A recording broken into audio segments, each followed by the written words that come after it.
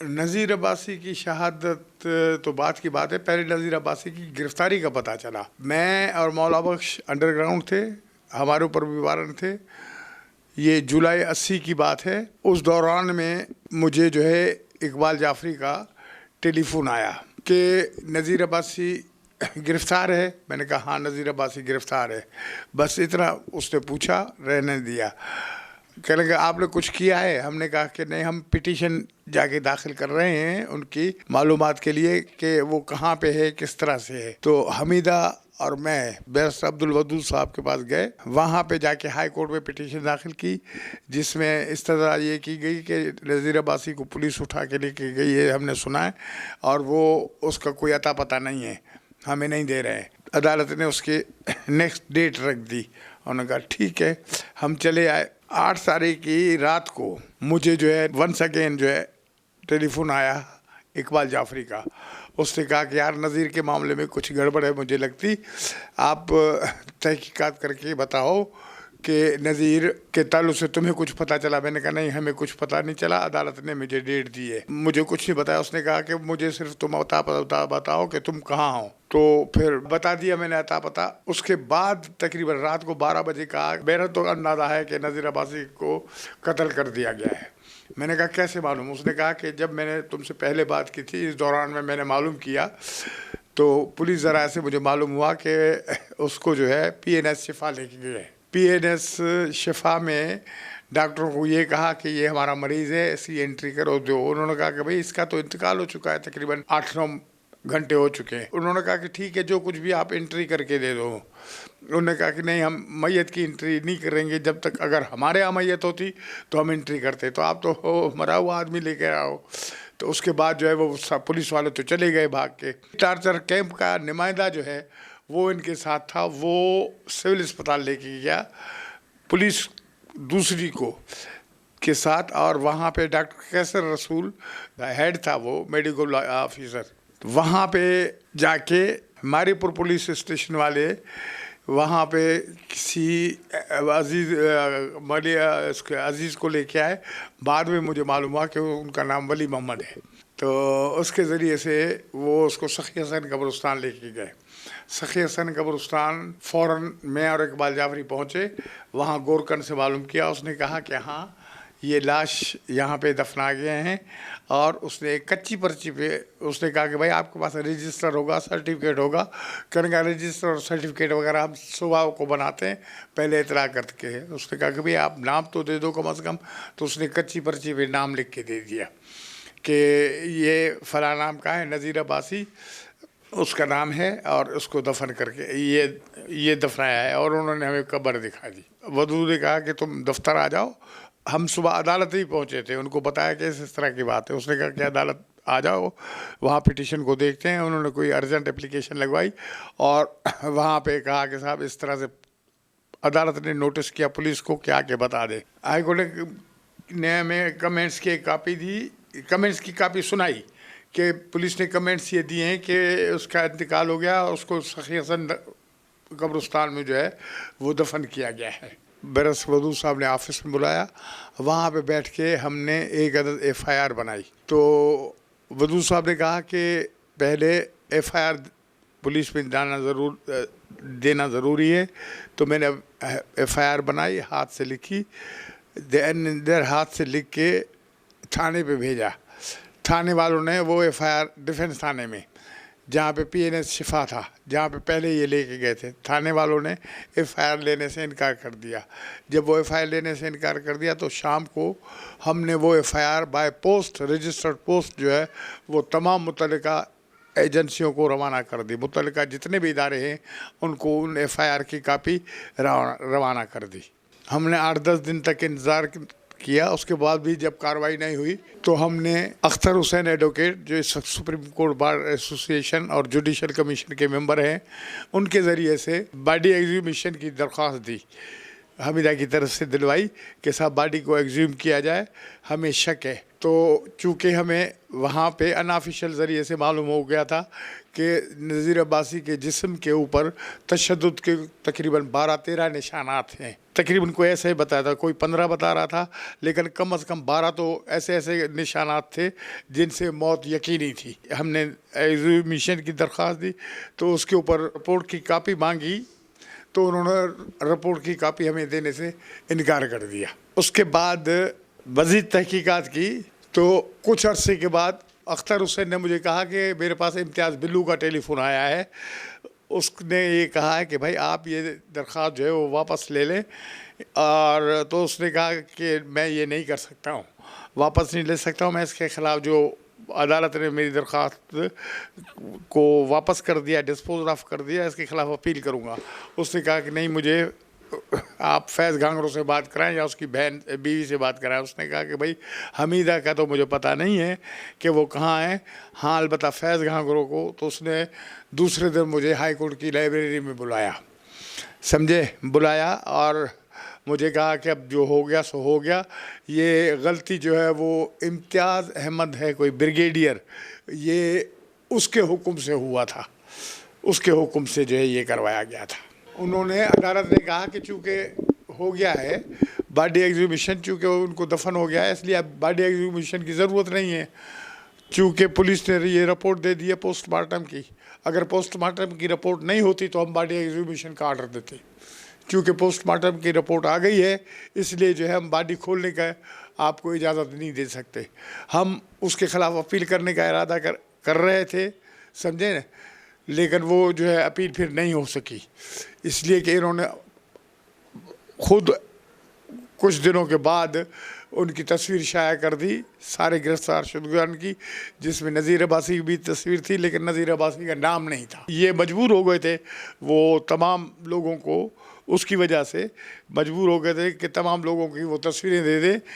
تصویروں دے دی تھی, نام بھی دے دیا تھا, جس میں یہ اپنا شر تھا. کچھ دنوں کے بعد گرفتار کیا گیا سانگی کا تھا, کمال وارثی تھا, پروفیسر جمال نقوی تھا. اور یہ اس دوران میں جو میرے لیے خاص طور پر بے چینی کی بات ہے وہ یہ ہے کہ مجھے معلوم یہ ہوا کہ نذیر عباسی کے تعلق سے جمال نقوی کا رول کوئی زیادہ بہتر نہیں تھا. مزید تفصیلات تو نہیں بتا سکتا, فوت ہو چکے ہیں, لیکن صورتحال یہ تھی کہ پولیس والوں نے زیادہ تر تشدد اس وجہ سے بھی کیا تھا کہ جمال نقوی نے یہ کہا تھا کہ میں تو پروفیسر ہوں, صرف پڑھاتا کراتا ہوں, عملی آدمی جو ہے وہ نذیر عباسی ہے اور یہ سب کچھ کرتا ہے. خاص طور پہ ایک پرچہ نکلتا تھا کمیونسٹ پارٹی آف پاکستان کا, سرخ پرچم, بولا یہ نذیر جو ہے وہ بانٹا کرتا تھا, اور یہ جو لکھا کرتا تھا وہ ہمارا جو آج کل بہت بڑا جرنلسٹ ہے تنویر شیخ, یہ کام کیا کرتا تھا, جو اس کے بعد وہ پھر تقریباً گمشم ہی ہو گیا, سمجھے. انہوں نے اپنا طبقہ اور اپنے مفادات وہ بدل دیے. ہم نے حمیدہ کو جو ہے یہیں پہ کراچی میں ہی رکھا, کسی دوست کے گھر پہ, وہ یہاں موجود رہیں. اس دوران میں مختلف دوست رابطے قائم کرتے رہے, اور سیاسی دوست جن کے ذریعے سے جو ہے ہم جد و جہد کرتے رہے. اس دوران میں ڈاؤ میڈیکل کالج کے اسٹوڈنٹس نے باقاعدہ نذیر عباسی کی شہادت کے خلاف احتجاج کیا, اور وہ بہت عظیم احتجاج تھا, بہت بڑا احتجاج تھا یہ کیا. اور اس کے بعد پھر جیسے یہ بات پتہ چلتی گئی, کھلتی گئی, تو یہ بات جو ہے سب کو معلوم ہو گئی, اور ساری سندھ میں احتجاج, شدید احتجاج کی لہر ایک اٹھی, اور لوگوں نے ڈیمانڈ کرنا شروع کر دیا. لیکن چونکہ مارشل لا کا دور تھا, اس لیے جو لوگ جو ہے ڈیمانڈ کرتے تھے, جلسہ جلوس کرتے تھے, ان کو گرفتار کر لیا جاتا تھا. ابھی بھی ہر سال ہم احتجاج کرتے ہیں, نذیر عباسی کو یاد کرتے ہیں, لیکن نذیر عباسی وہ طاقت اور وہ علم اور روشنی دے گیا پورے سندھ کے نوجوانوں کو, سندھ کے باشعور لوگوں کو, سندھ کے طالب علموں کو, کہ نہ صرف اس کے نام کو انہوں نے یاد رکھا ہے, لیکن اس کے مقصد پہ بھی عمل پیرا ہے. اس کا اثر, نذیر عباسی کی شہادت کا اثر پاکستان کی صحافت پہ بھی پڑا, خاص طور پر سندھی صحافت کے اوپر, جو وہ اردو صحافت سے کہیں آگے چلی گئی. آج سندھی کا کوئی بھی اخبار لے لیں, ترقی پسند نظریات میں خبروں کو لحاظ سے, تجزیوں کے لحاظ سے، تبصروں کے لحاظ سے، ایڈیٹوریل کے لحاظ سے تمام اردو اخباروں سے بہتر ہے۔ میں جو بات کر رہا تھا وہ عوامی آواز کی بات کر رہا تھا۔ یہ صورتحال تو نذیر عباسی ابھی بھی اپنے عمل، اپنی جسمانی طور پر ہم میں موجود نہیں ہے، لیکن اپنے عمل سے کے ذریعے سے جو وہ روشنی دے کے گیا ہے وہ دن بدن بڑھتی جا رہی ہے اور انشاءاللہ بڑھتی جائے گی۔ نذیر عباسی کی سیاست رہنمائی کی سیاست ہوتی موجودہ حالات میں، جس طرح کے موجودہ حالات ہیں اس میں وہ رہنمائی کا فرض جو ہے بہت اچھی طرح سے انجام دے سکتا تھا، جو کہ ابھی بھی ذاتی طور پر ہمارا سندھ کا باشعور طبقہ، خاص طور پر طالب علم طبقہ اور نذیر عباسی کے دوسرے ساتھی کر رہے تھے، جس میں سے میں فی الحال جو ہے تاج مری کا نام لینا چاہوں گا، صالح بلو وغیرہ کا نام لینا چاہوں گا، یا اس طرح کے پرانے تمام لوگ جو سندھ نیشنل اسٹوڈنٹ فیڈریشن میں تھے، چونکہ وہ حالانکہ وہ بنیادی لوگ تھے، جس طرح سے مہر حسین شاہ تھا، میر تھیبو تھا، جام ساکھی تھا، لیکن وہ یہ تمام کے تمام نظریاتی طور پر، علمی طور پر اور شعور کے لحاظ سے نذیر عباسی سے کم تر تھے، نذیر عباسی سے بہتر نہیں تھے عمل میں بھی۔ نذیر عباسی میں ایک بات بہت ضرور تھی کہ وہ میری طرح سے جولی بہت تھا، اپنے مقصد کی بات بہت مذاق میں کر جاتا تھا، جو جن کو کام کرنا ہوتا تھا وہ اس کو کام کی بات سمجھتے تھے، جن کو بھاگنا ہوتا تھا وہ اس کو مذاق میں اڑا دیتے تھے۔ نذیر کی ایک خصوصیت جو نمایاں طور پہ تھی وہ یہ تھی۔ اور ایک ذاتی بات بتاؤں، نذیر نہاری بہت کھاتا تھا، نہاری اتنی کھاتا تھا کہ ایک دفعہ شرط لگا کے لالو کے 10 نمبر پہ ایک نہاری کی ہوٹل دکان تھی، میں مولا بخش اور نذیر تھے، جس میں سے 12 پلیٹیں نہاری کی اکیلا آدمی کھا گیا تھا۔ یہ بتا دو۔ نذیر عباسی کو ایک چیز اور جو تھی وہ یہ تھی کہ اپنے دل میں کوئی بات نہیں رکھتا تھا، جو اس کے ذہن میں ہوتی تھی بات کرتا تھا۔ نذیر عباسی کا میں شاید مجھے بتانا ہی چاہیے، لازمی بتانا چاہیے، اس لیے کہ اب لوگ اپنے عمل اور کردار سے ظاہر ہوتے گئے کہ نذیر عباسی کا اس زمانے میں بھی کمیونسٹ پارٹی سے اختلاف تھا، صرف ایک نقطے کے اوپر کہ وہ سمجھتا تھا کہ کمیونسٹ پارٹی کے اوپر ان لوگوں کا قبضہ ہے جو سندھ کی آزادی اور سندھ کی قوم پرستی کی تحریکوں سے خفا ہیں، باوجود اس کے کہ وہ قومی پارٹی میں تھے، لیکن ماسوائے ایک شمیم واسطی کے، شمیم واسطی کو وہ بہت پسند کرتا تھا، باقی تمام لوگوں سے وہ جو ہے وہ زیادہ خوش نہیں تھا، اور وہ باقاعدہ طور پر مجھے بتاتا تھا۔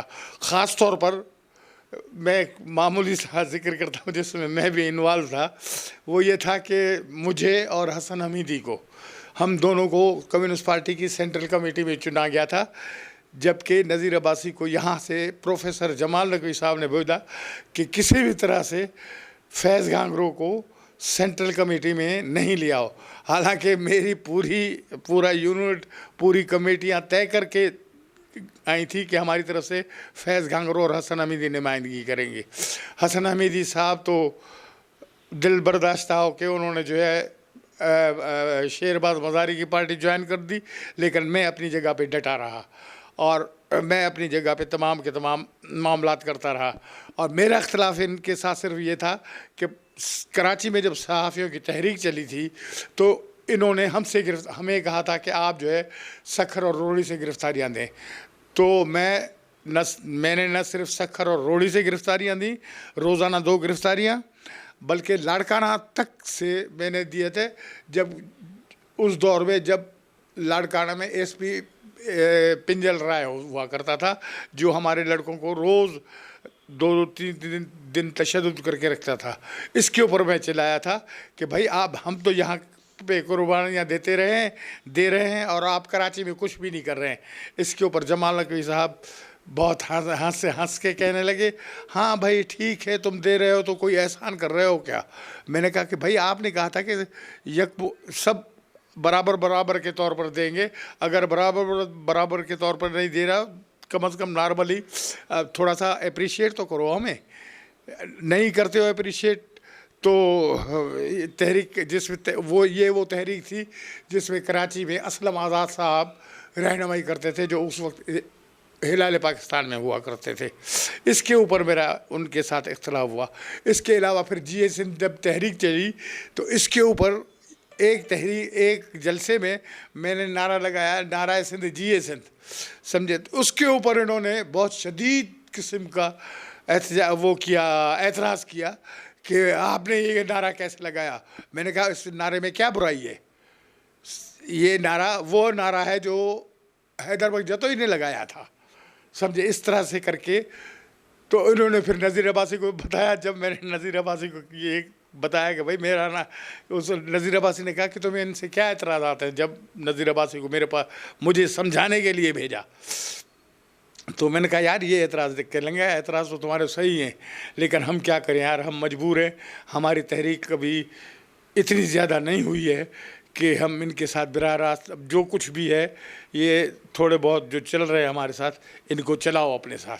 चूँकि बेसिकली नज़ीर अब्बासी भी मुतासिर होके मीर थे वो और मेहर हुसैन शाह से आया था, समझे। आज़ाद बरोड़ा स्टूडेंट फेडरेशन गालिबन थी लाला कादर की फेडरेशन से मुतासर होकर जेल से आया था यहाँ पे, समझे। ये हालात हैं भाई, जहाँ तक मुझे याद पड़ता है। हालांकि मैं भी बूढ़ा हो गया हूँ, 70 साल का होने वाला हूँ 21 दिसंबर को। ये जो जाम साकी जो केस जो था, ये नज़ीर अब्बासी के नाम से नहीं था, ये गलत बयानी कर रहे हैं लोग। जाम साकी का केस बनाया गया था इस बुनियाद के ऊपर कि जाम साकी पाकिस्तान का गद्दार है, समझे। तो उसमें उन्होंने अपना बेनज़ीर भुट्टो को, हासिल बज़ेजो को और इन तमाम लोगों को जो है उन्होंने अपना गवाह बनाया था। इस केस का नज़ीर अब्बासी से कोई ताल्लुक़ नहीं था। उसमें बेनज़ीर भुट्टो ने जाम साकी के हक़ में गवाही दी थी कि वफ़ादार है। उसमें तकरीबन तमाम पाकिस्तान के सियासी लीडरों ने जो लेफ़्ट ओरिएंटेशन के थे, लेफ़्ट माइंडेड थे, उन्होंने जाम साकी के हक़ में गवाही दी थी, समझे। उसमें एक प्रोसीडिंग में तो इत्तेफाक से मेरा जिक्र भी आ गया और मुझे दी गई सज़ा का जिक्र भी आ गया कि हालत तो ये हो रही है, किसी एक हमारे लेफ़्ट ओरिएंटेशन के दोस्त ने वहाँ पे बयान देते हुए कहा कि हमारे कामरेड फैज़ गांगुरो को, दोस्त को, जो कि अभी बच्चा है 16 साल का, उसको एक फ़ौजी नेकर पहने, एक फ़ौजी ने जो कि सिर्फ नेकर और पहने हुए था, हाथ में रैकेट था और वो क्या बोलते हैं इसको, ये जो टी शर्ट नेकर पहन के और हाथ में सोटी पहन के 3 साल सज़ा और 30 कोड़े दिए थे। उस एतबार से मेरा जिक्र भी आ गया था। तो उस केस का बराह रास्त अपना नज़ीर अब्बासी से कोई ताल्लुक़ नहीं था। हमीदा बेचारी क्या करती है, हमीदा जो है, इस हमीदा की जो मदद की, वो मैं उन दोस्तों के नाम नहीं भुलाना चाहता, हालांकि वो दोस्त अभी बहुत दूर हैं। एक गयासुद्दीन पारस ने की, दूसरा जो सियासी तौर पे हमारे ख़िलाफ़ थे, अहमद हफीज़ जमाल जो टीवी ऑपरेटर थे, उन्होंने हमीदा को अपने घर में रखा उन दिनों में, जबकि हमारे बड़े बड़े जो नज़दीकी कम्युनिस्ट रहनुमा थे वो अवॉइड करते थे हमीदा का उनके घर में आना जाना या मेरा उनके घर में आना जाना। उन ज़माने में उन लोगों ने मदद की। ब्रिगेडियर इम्तियाज़ आलम ने मुझसे मुलाकात नहीं की, फिर हमीदा को गालिबन इस्लामाबाद बुलाया था, वो तफसील आपको हमीदा बता सकती है। नुसरत भुट्टो और ने पाकिस्तान पीपल्स पार्टी की तरफ से बहुत शदीद मज़म्मत का बयान दिया हुकूमत के ख़िलाफ़ और मार्शल लॉ के ख़िलाफ़। नज़ीर अब्बासी का केस कानूनी तौर पर आज भी ज़िंदा है। उसकी वजह ये है कि नज़ीर अब्बासी की शहादत के ताल्लुक़ से बिल्कुल उसी तरह से पूरा सिंध की मुख्तलिफ़ जगहों पे उसकी हर बरसी के ऊपर, बरसी के बाद भी, बरसी से पहले भी प्रेस कॉन्फ्रेंसेस होती रहती हैं। तमाम के तमाम मुजरमों के नाम बताए जाते हैं, तमाम के तमाम उन लोगों के नाम जो मुलविस थे नज़ीर अब्बासी के कत्ल में, उनके नाम बताए जाते हैं।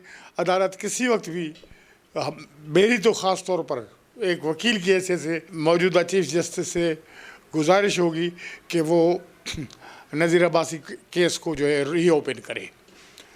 یہ اور چونکہ یہ صرف میں اکیلے کی ڈیمانڈ نہیں ہے، یہ تمام کے تمام سندھ کے لوگوں کی ڈیمانڈ ہے. یہ بالکل اسی طرح سے ہے جس طرح سے میجر اسحاق صاحب نے کامریڈ حسن ناصر شہید کو، جس کو لال قلعے لاہور میں شہید کیا گیا تھا، کا کیس ری اوپن کروایا تھا. نذیر عباسی کی شہادت جو کہ غیر قانونی قتل تھا، اس کے تعلق سے نذیر عباسی کو سندھ سے بلند کر کے نہ صرف پاکستان کے چاروں صوبوں میں، بلوچستان سرحد سے اٹھا کے پوری دنیا تک وہ کر دیا. آج نذیر عباسی کا نام پوری دنیا میں ایک شہید کی حیثیت سے، ایک انقلابی شہید کی حیثیت سے جانا پہچانا جاتا ہے، اور لوگ اس کی ڈیمانڈ کرتے ہیں اس کی تحقیقات کی، اس کی شہادت کی تحقیقات کی. بالکل اسی طرح سے جس طرح سے آج بھی ایوب خان کی جانب سے شہید کیے گئے سردار نوروز بلوچ کی شہادت کی، اور مشرف کے دور میں اکبر بگٹی کی شہادت کی